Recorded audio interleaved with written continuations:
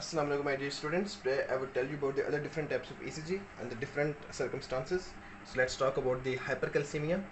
So in the case of the hypercalcemia, the concentration of the calcium ions in the ECF is more. So more calcium ions will be drawn from the ECF into the cell. So what would happen? As more calcium ions through gated channels are coming from the ECF into the cell, so the time that is required to excite the ventricles would shorten. So less time would be required to excite the ventricles as more calcium ions are coming from ECF into the cell. So we would observe the shortened QT interval. So what we would observe? Short QT interval here. This is the reason why there is a short QT interval, because more calcium ions are being drawn from the ECF into the cell and less time is required in order to excite the ventricles. Talking about the hypocalcemia, which is exactly the opposite. Less calcium ions are present in the ECF, so less calcium ions will be drawn from the ECF into the cell.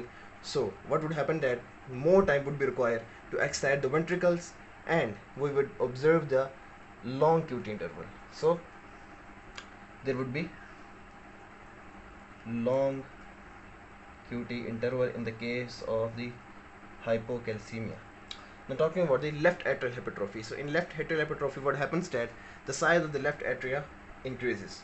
So what happens that we know that the size of the left atria is increased in the case of the left atrial hypertrophy, and the size of the right atrium is normal. So the P wave would appear as it normally does, like this. But what happens that there would be the short pause here. There would be a short pause here.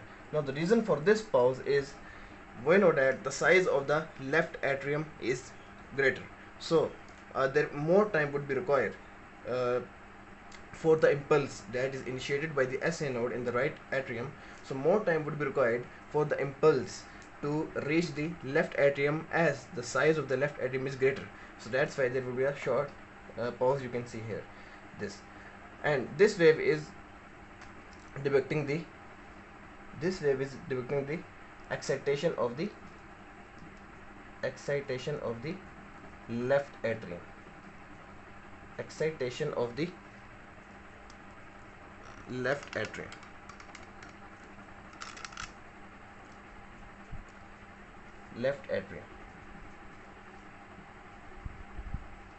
So that's all about the left atrial hypertrophy.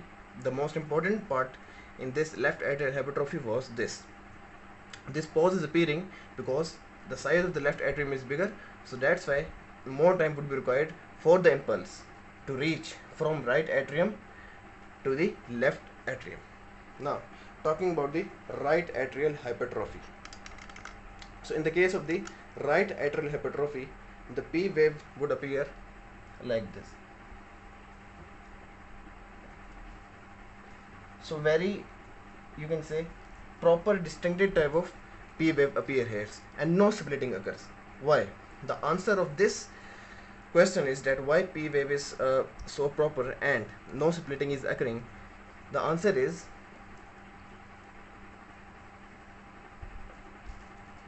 this is the you can say hypertrophy of the right atrium. Let's suppose this is the hypertrophy of the right atrium and impulse have to travel to this normal left atrium. So let's suppose this is the normal size of the right atrium. This is so.